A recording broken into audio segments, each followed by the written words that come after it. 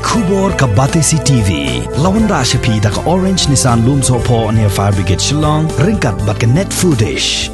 Ordar mapi. Minwan ra mangi hakerdog ying jongpi. Ringkat lang bat ka pertai barok kawai ka office jong District Medical and Health Officer jong ka West Jaiñtia Hills District.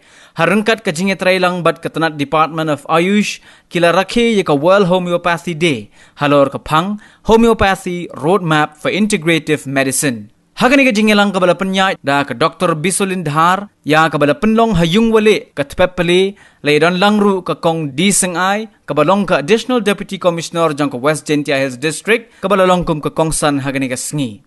Kum hagani ka sngi ka pertai hi baro ka way ka kanma buram ya ka sngi kha ka ba arspa Henry pun reusnem jong Dr. Samuel Henneman ubalong unong sedang benengkong ya ka jingay da wai homeopathy ha ka pertai.